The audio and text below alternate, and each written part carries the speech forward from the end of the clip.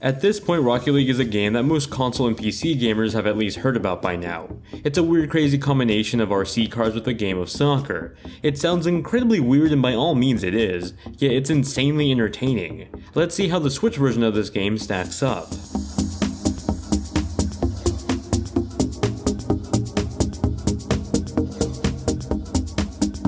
We're jumping right into the gameplay as there isn't a narrative to be told here. Instead, Rocket League is a game that knows its audience just wants to jump into some matches right away.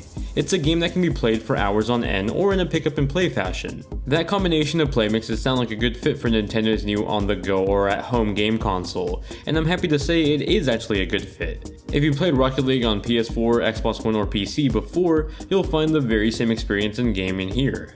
For those of you new to the game, Rocket League throws you into a giant game of soccer with RC cars. As you go into a match, a countdown will begin letting players know to rev up their engines. At the count of 0, the game starts and that's when the fun begins. Matches are chaotic in nature that can fall into the genre of a party game, but when you're playing with skilled players, it can quickly become a game of strategy. In that sense, it's a game for a wide variety of ages and types of gamers, regardless if they're casual or more traditionally hardcore. Using your car's momentum, you tackle and push around a giant soccer ball across the field. Your car has jet pulses on it that help it perform double jumps. These jumps can be used in any direction too, side rolls, front flips, or back flips that are all used to try to guide the ball towards the post. Scattered throughout the field are orange little boost pads that can refill your boost gauge. You're going to want to keep this constantly replenished as a good boost move can make the difference between a win or a lose. That boost isn't just for trying to reach the ball though, you can literally boost through someone else's car and blow them up. That momentum plays very interestingly with the game's physics, as it will even let you, to some extent, drive up the roof or walls of the stadium. Speaking of physics, let's talk about the soccer ball briefly because it feels nothing like a soccer ball. Instead, it feels like you're just punching a giant beach ball across the ocean, well in this case an RC car stadium. Now for you veteran players out there, you'll be happy to hear that all the playlists of matches available in other versions of the game make its way over to the Switch. Of course, you can play your standard 3v3 matchups, but you also get the options to play 1v1, doubles, and 4v4. Outside of the main playlist, there's the minigame playlist called Sports Games, and these consist of games like Drop Shot, Rumble, Snow Day, Hoops, and Rocket Labs. Now although Rocket League's main attraction is its online multiplayer, you can participate in offline exhibition matches for practice or even just local multiplayer, either local wireless or in the case of the Switch, local split screen with the single Joy-Con. Now although it's cool that the game supports single Joy-Con use, it can get a bit cramped because it only has one analog stick.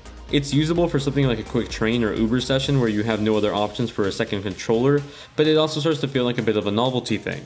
You'll also have to scrunch up near the Switch display as the gameplay is already pretty small for just one person, and it gets even more cramped up when you have two players on a single screen.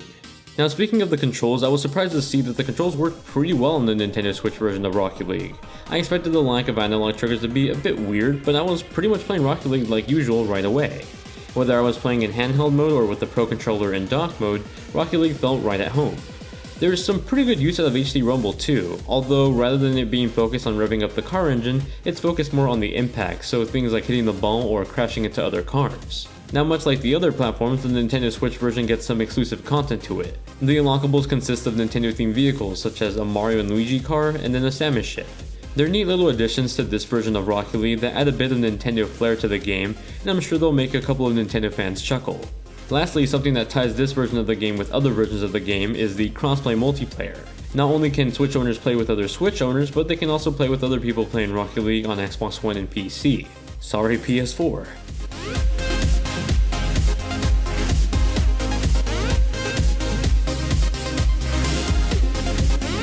Now let's talk about the elephant in the room, the visuals. The visuals have been severely downgraded on this console version compared to others. To be frank, Rocket League on the Switch looks like a high-tier PlayStation 2 game with online multiplayer. The visuals fluctuate in quality. In dock mode, cars have a lot of jaggies that are just right in your face, while things like the soccer ball look a bit smoother. The game runs at 720p 60 in dock mode, but in handheld mode that's bumped down to something around 526p. Much like the recent release of Doom on the Switch, it has a dynamic resolution that changes depending on the situation. In dock mode it primarily stays at 720p, while in handheld mode it hovers around that 500 mark.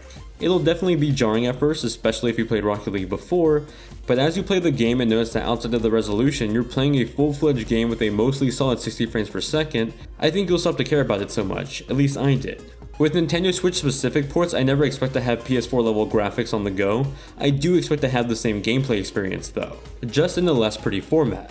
Take the recent port of Rhyme for example, it runs not only at a lower resolution but also at about 15 to 20 frames per second at times on the Switch. Not only do you have an inferior looking version of the game but also a bad version of the game. Rocket League on the other hand for the most part keeps the gameplay quality, just in a less prettier format compared to other platforms. The only time I'd say the resolution became an annoyance was in handheld mode. It's kind of ironic because usually the smaller Switch display makes the lower resolution more bearable. However, much like Doom, the UI wasn't optimized for this screen size, so menus are very hard to read. Things like the soccer ball can also get a bit too pixelated if they're too far away. In this case, the lower resolution starts to affect the gameplay a bit, but not to the extent where I'd say it's a bad port or unplayable.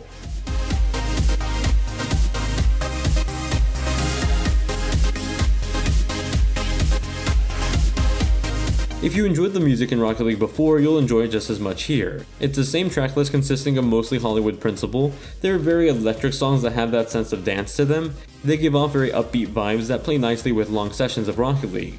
As for the sound design, it's the same stellar job that Psyonix has done for other versions of the game. Cars may be a bit small, but they sound loud and powerful. Every time you crash or score a goal, you won't only get a punchy audible feedback but also now a physical one thanks to the HD rumble on the Switch.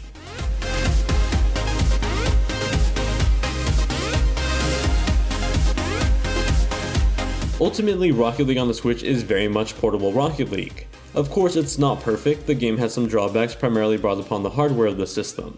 The lower resolution can be a bit hindering when you're playing in handheld mode. For example, the lower resolution makes faraway objects a bit hard to see, and the UI in general just isn't scaled for the display. That lower resolution though is also because the game runs at a mostly solid 60 frames per second mark, so it's a trade-off in performance.